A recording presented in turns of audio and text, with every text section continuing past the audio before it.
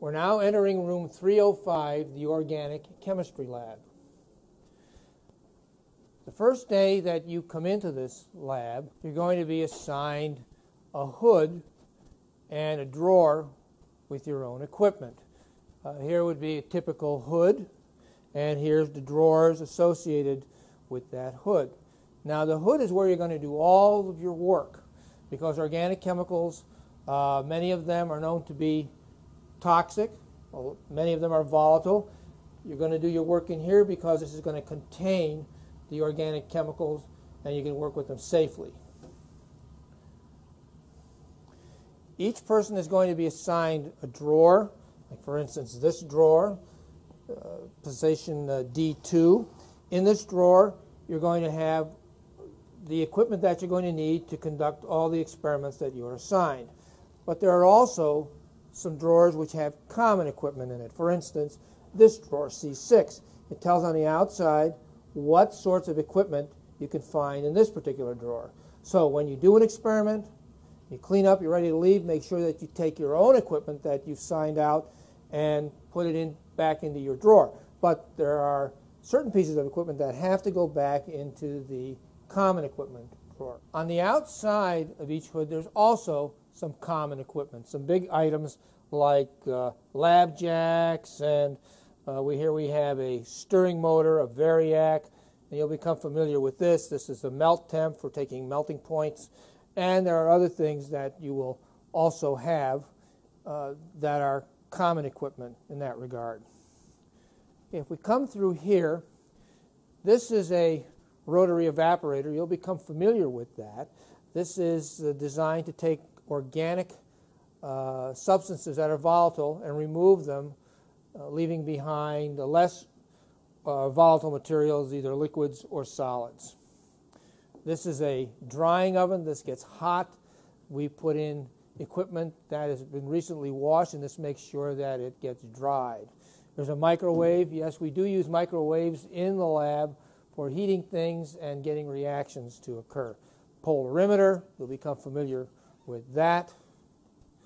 This is a bank of 3 gas chromatographs. They're not hooked up right now, but when they are used, they will be able to analyze volatile mixtures and will be able to not only identify the materials in the mixture but also quantify them. Of course, here's the requisite balances. We try to be as quantitative as possible in this lab so that your results are going to reflect your attention to how much material you started with and how much material you end up with in an experiment. Here's our little high-tech station. We can conduct lectures and demos through the use of this computer.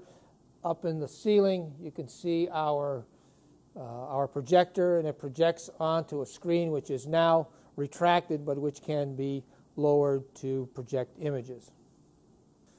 I personally like to play music on this computer during the lab, and the students seem to appreciate it as well. We have here an infrared spectrometer which is used for the identification of organic molecules. You'll become very adept at taking infrared spectra and then printing them out. We come around here. One of the useful pieces of equipment is the sonicator.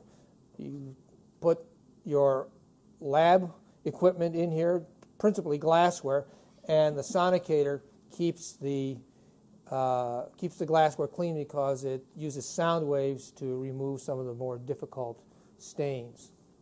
Now you'll notice, I'm going to point these out to you from here, there are actually 3 hoods that are much smaller in volume than the one you'll be working in.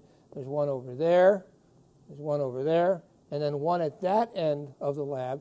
And these are called dispensing hoods. And in those hoods, we put all the common materials, solutions, and reagents that you're going to use for the conduct of the experiment that you're assigned for that particular lab period. I think that you will enjoy the lab very much. I know that this is a really nice space to work in, and that having a nice space that's up to date with good working equipment is going to make your lab experience enjoyable this semester and every semester that you have a lab scheduled in this room.